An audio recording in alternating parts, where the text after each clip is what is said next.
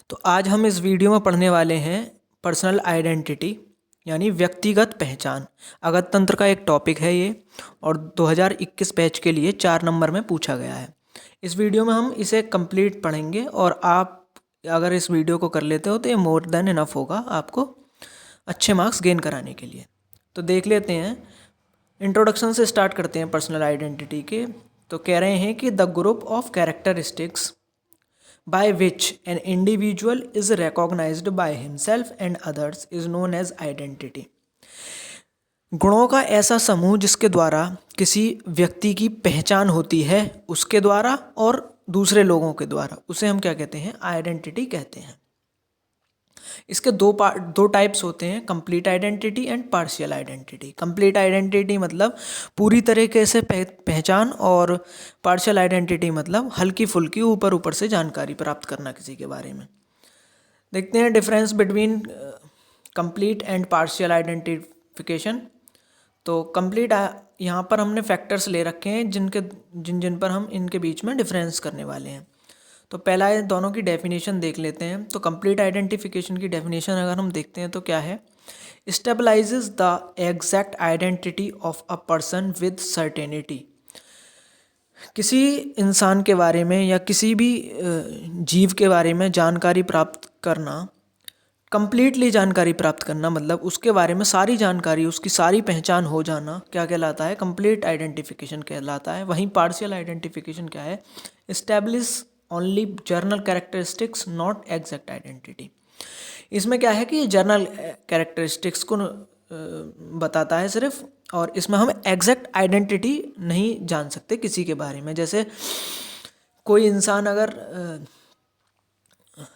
कोई अगर dead body है और हम उसके बारे में अगर किसी हमें एक्सीडेंट में कोई डेड बॉडी मिली है तो हम उसके बारे में टोटल आइडेंटिटी हम नहीं जान सकते, सिर्फ हम उसके बारे में उसके कैरेक्टरिस्टिक्स जान सकते हैं और उसकी क्या कहते हैं बॉडी की स्ट्रक्चर जान सकते हैं, वो कैसा दिखता है ये जान सकते हैं, लेकिन कंप्लीट आइडेंटिटी नहीं जान सकते कि उसका नाम क्या है, वो कहाँ का रहने वाला है, उसके पिता का क्या नाम है, उसके बारे में टोटल जानकारी हमको नहीं होगी, तो उसको हम पार्शियल आइडेंटिटी कहते हैं। अगला देखते हैं, इसमें सर्टेनिटी कितनी होती है? इसमें 100% सर्टेनिटी होती है, इसमें पूरी सर्टेनिटी नहीं होती। इसमें 100% हमको पता चलता है कि सामने वाला कौन है, इसमें हमें थोड़ा बहुत पता चलता है उसके बारे में। अगला है, इसमें क्या क्या इंक्लूड होता है? कंप्लीट आइडेंटिटी में क्या क्या इंक्लूड होता है? उसका नाम, उसका सेक्स, एज, एड्रेस और यूनिक मार्क्स, उसकी बॉडी पर यूनिक मार्क्स कौन कौन से हैं, ये हमें पता चलता है कि इसमें कंप्लीट आइडेंटिटी में। और पार्शियल आइडेंटिटी में हम सिर्फ उसका सेक्स जान सकते हैं कि वो मेल है या फीमेल है। अप्रॉक्सीमेटली एज पता कर सकते हैं उसकी, कि मतलब देख करके जानकारी लगा सकते हैं हम कि क्या कहते हैं कितने उम्र का होगा वो। उसकी हाइट जान सकते हैं और ब्लड ग्रुप, उसका ब्लड ग्रुप चेक करके हम उसका ब्लड ग्रुप देख सकते हैं। अगला है साइंटिफिक मेथड्स। कौन कौन से साइंटिफिक मेथड्स हैं जो सर्टेन कंप्लीट आइडेंटिटी और पार्शियल आइडेंटिटी में यूज़ होते हैं? तो डीएनए फिंगरप्रिंटिंग करके हम कंप्लीट आइडेंटिटी निकाल सकते हैं किसी की भी। फिंगरप्रिंटिंग यानी क्या कहते हैं, आपकी उंगलियों के निशान से हमें कंप्लीट उसकी जानकारी प्राप्त हो सकती है। डेंटल रिकॉर्ड्स के बारे में जानकारी हम निकाल सकते हैं, इससे हमें कंप्लीट जानकारी होती है उसके बारे में। और पार्शियल है पार्शियल आइडेंटिटी, उसमें सिर्फ हम फिजिकल एग्जामिनेशन करते हैं उसकी, और अगर वो कोई मृत व्यक्ति है या डेड बॉडी है तो उसके स्केलेटल को एनालाइज करते हैं।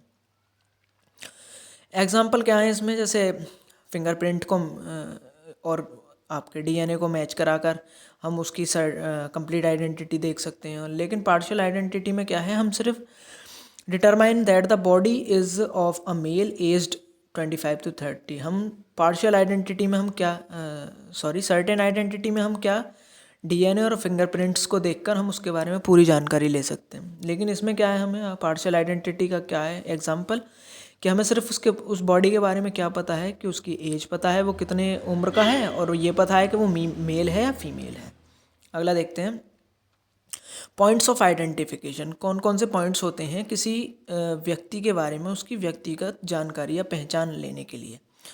तो उसकी रेस, रिलीजन, कौन से धर्म से रिलेटेड है, उसकी नेशनलिटी एंड लैंग्वेज, सेक्स, वो मेल है फीमेल है, उसकी एज किस उम्र का है, जनरल डेवलपमेंट मतलब उसकी बॉडी की फिजिकल स्ट्रक्चर्स कैसे हैं, वो लंबा है, चौड़ा है, छोटा है, गट्टा है, कैसा है।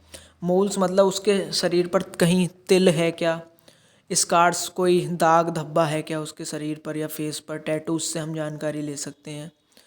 हैंड राइटिंग एंड सिग्नेचर, इससे भी पता चलता है किसी व्यक्तिगत इंसान की पहचान होती है हमें। हेयर्स उसके कैसे हैं। और आपका डीएनए और फिंगरप्रिंटिंग से भी हम ये जान सकते हैं। डैक्टिलोग्राफी कहते हैं आपके फिंगरप्रिंट्स को, जो फिंगरप्रिंट्स मैच कराए जाते हैं उसको डैक्टिलोग्राफी कहते हैं। और आपके डीएनए मैचिंग से भी हम किसी की पहचान कर सकते हैं। अगला देखते हैं एज एस्टिमेशन बाय टीथ। अब ये क्वेश्चन 5 मार्क्स में भी कभी कभी पूछ लिया जाता है कि हम एज को कैसे आइडेंटिफाई करेंगे, डिटरमाइन करेंगे टीथ के हिसाब से। दांतों को देखकर हम कैसे ये अनुमान लगाएंगे कि उस इंसान की एज कितनी है। तो ये इजी है, देख लेंगे कि टेम्पररी जो टीथ होते हैं वो कब गिरते हैं और परमानेंट टीथ कब गिरते हैं। अगर हम हमें इन दोनों चीज़ों की अगर जानकारी है तो हम ये पता लगा सकते हैं कि जो इंसान है या कोई डेड बॉडी है तो उसकी एज क्या है। तो देखिए जो लोअर सेंट्रल इंसीजर्स होते हैं वो आपके 6 से 8 महीने में आपके गिर जाते हैं। और जो लोअर सेंट्रल इंसीजर्स होते हैं वो 1 से 9 महीने में 7 से 9 महीने में। और जो लेटरल इंसीजर्स हैं वो 9 से 11 महीने में। फर्स्ट मोलर जो हैं वो 12 से 14 महीने में, कैनाइंस 16 से 18 महीने में, और सेकेंडरी मोलर्स 20 से 24 महीने में आपके गिर जाते हैं। अब यहीं पर आते हैं हम, जो परमानेंट टीथ होते हैं हमारे, वो हमारे माफ़ कीजिएगा, ये यहाँ पर इरप्शन मतलब आपके जो टीथ होते हैं, माफ़ कीजिएगा ये मैंने गलत बता दिया आपको, गिरते नहीं हैं, मतलब उगना दिया गया है यहाँ पर। तो आपके जो टेम्पररी टीथ होते हैं जो मतलब आगे चल के गिर जाते हैं, तो जो टेम्पररी टीथ होते हैं उसमें आपके लोअर सेंट्रल इंसीजर्स जो होते हैं वो 6 से 8 महीने में उग जाते हैं। ऐसे ही अपर सेंट्रल इंसीजर्स जो होते हैं 7 से 9 महीने में उग जाते हैं। और लेटरल इंसीजर्स जो होते हैं वो 9 से 11 महीने में। ऐसे ही फर्स्ट मोलर जो है 12 से 14 महीने में, कैनाइन 16 से 18 महीने में, और आपका सेकंड मोलर जो है वो आपके 20 से 24 महीने में आपके उग जाते हैं। ऐसे ही परमानेंट जो टीथ्स होते हैं उनके बारे में अगर मैं बताऊँ आपको, तो फर्स्ट मोलर जो होता है वो 6 साल में आकर, जो परमानेंट टीथ की बात हो रही है यहाँ पर, जो लाइफ लॉन्ग रहते हैं आपके दांत, उनकी बात हो रही है। तो जो फर्स्ट मोलर है वो 6 साल में, जब इंसान 6 साल का हो जाता है तब जाकर वो उगते हैं। और सेंट्रल इंसीजर्स जो होते हैं वो 6 से 7 साल में उगते हैं। लेटरल इंसीजर्स 7 से 8 साल में। सेकंड मोलर जो है 12 से 14 साल में। कैनाइंस 11 से 12। प्री मोलर्स 10 से 12। और थर्ड मोलर जो है वो 17 से 25 साल में जाकर उगते हैं। ये जो आपके कंप्लीट हो जाते हैं ये 2 साल में हो जाते हैं। जो आपके टेम्पररी जो टीथ हैं वो आपके 2 से 2.5 साल में जाकर ये एकदम कम्प्लीटली आपके उग जाते हैं। वैसे ही अगर परमानेंट टीथ्स की बात करें हम, तो 14 साल में जाकर आपके परमानेंट टीथ जो हैं वो एकदम उग जाते हैं। Age estimation by ossification of bone. अब बोन का ऑसिफाई करना, इससे भी हमें एज की डिटर्मिनेशन कर सकते हैं एज को, कि आपकी जो हड्डियां हैं, ऑसिफिकेशन होता है बनना, हड्डियों का बनना। तो इससे हम आइडेंटिफाई कर सकते हैं कि इंसान की एज कितनी है। Bone age is based on appearance and fusion of ossification centres. जो एज होती है, बोन की जो एज होती है वो is based on appearance and fusion. Appearance और फ्यूज़न पर डिपेंड करती है, किसके, ऑसिफिकेशन सेंटर के अपीयरेंस पर और फ्यूज़न पर डिपेंड करती है बोन की एज। ऑसिफिकेशन सेंटर्स क्या क्या होते हैं? ऑसिफिकेशन सेंटर्स मतलब जो आपकी बोन बनना स्टार्ट हुई है वो कब स्टार्ट हुई है, इसके बारे में हम इसमें पढ़ते हैं। तो देखिए, लोअर एंड ऑफ फीमर का जो लोअर एंड होता है, लोअर एंड ऑफ फीमर जो नी जॉइंट बनाता है, वो आपका 9 महीने में जाकर इंटरयूटेराइन, यानी जब बच्चा पेट में होता है माँ के, तब जाकर वो डेवलप करना स्टार्ट कर देती है। ऐसे अपर एंड ऑफ टिबिया जो होता है वो एट बर्थ स्टार्ट करता है ऑसिफिकेशन। और हेड ऑफ ह्यूमर जो होता है, जो हेड ऑफ ह्यूमर है, जो आर्टिकुलेट करता है किसके साथ, एसीटाबुलम के साथ, जो और जो क्या कहते हैं हिप जॉइंट बनाता है आपका, हिप बोन के साथ आर्टिकुलेट करके, वो कब जाकर वो आपका बनना स्टार्ट होता है, 1 साल में जाकर बनना स्टार्ट। ऐसे lower end of radius, radius का जो लोअर एंड होता है, lower end of radius bone, और रेडियस बोन का जो मतलब रिस्ट जॉइंट जो बनाता है वो आपका 1 साल में जाके होता है। और ऑल कार्पल बोन्स होती हैं जो आपकी रिस्ट की बोन होती हैं, वो आपकी कब, 8 साल में जाकर आपका ओसिफिकेशन स्टार्ट करती हैं, यानी 8 साल में जाकर कम्प्लीटली वो बन जाती हैं। Age estimation by secondary sexual character. अब सेकेंडरी सेक्सुअल करेक्टर मतलब जो एडोलेसेंस एज में आपके करेक्टर चेंज होते हैं बॉडी में, उनके हिसाब से हम एज का कैसे पता लगा सकते हैं। तो इसमें कह रहे हैं टेस्टिकुलर एनलार्जमेंट इन मेल्स, ये 12 से 14 महीने में जो आपके मेल्स के अंदर टेस्टीज होते हैं वो एनलार्ज होना स्टार्ट कर देते हैं 12 से 14 ईयर्स तक। आपका जो पेनिस है वो एनलार्जमेंट करना स्टार्ट कर देता है मेल्स के अंदर 12 से 14 महीने में, और आपका 14 साल, माफ़ कीजिएगा, 12 से 14 साल में। फेशियल हेयर्स जो होते हैं, जैसे किसी के मुस्टैच और आपका बियर्ड आना, वो 16 से 18 साल में स्टार्ट हो जाती है आना। और ऐसे ही अगर फीमेल की बात करें तो मेनआर्च जो होता है आपका, जो मेंस्ट्रुएशन स्टार्ट होता है आपका, वो 12 से 14 साल में जाकर स्टार्ट हो जाता है। ब्रीस्ट एनलार्जमेंट होता है फीमेल में 14 से 16 साल में जाकर। एक्सिलरी हेयर्स यानी जो प्यूबिक हेयर्स होते हैं वो आना स्टार्ट हो जाते हैं 14 से 16 साल में। और जो एनलार्जमेंट ऑफ पेल्विस यानी जो पेल्विक गर्डल होता है वो भी थोड़ा एनलार्ज होना स्टार्ट हो जाता है 16 से 18 साल में।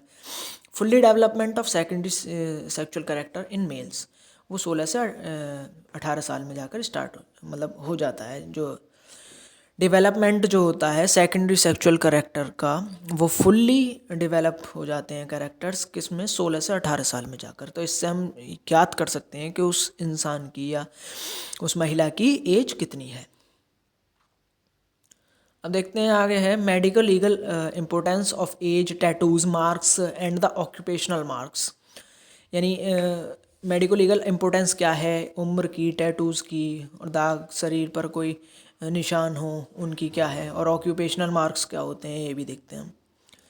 Helps in identification of unknown dead body, ये सारी चीज़ किस में हेल्प करती हैं। जैसे कोई अननोन डेड बॉडी अगर हमें मिली तो हम उसके बारे में कुछ थोड़ी पार्शियल आइडेंटिफिकेशन कर सकते हैं। किन किन चीज़ों को देखकर उसकी एज पता कर सकते हैं हम, टैटूज़ पता कर सकते हैं। अगर माफ़ कीजिए, अगर उसके शरीर पर टैटू है कोई, या उसकी कोई निशान है, या कोई ऑक्यूपेशनल मार्क है उसके बॉडी पर, तो हम उसकी पार्शियल आइडेंटिफिकेशन कर सकते हैं।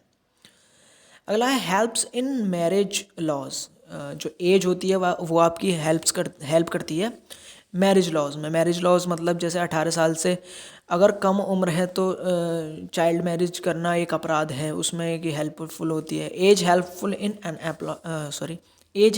इन एम्प्लॉयमेंट, यानी जो चाइल्ड लेबर होती है, जैसे बच्चों से काम करवाना, उसमें आपकी एज जो है वो हेल्पफुल होती है। तो ये भी एक अपराध है, चाइल्ड लेबर भी एक अपराध है, इसमें हेल्पफुल होती है। हेल्पफुल इन सेक्सुअल ऑफेंसेस, और जो छोटे बच्चों के साथ जो POSCO एक्ट है आपका, यानी जो छोटे बच्चों के साथ सेक्सुअल हरासमेंट का जो केसेस सामने आते हैं, उसमें भी ये एज जो है वो आपकी हेल्प करती है।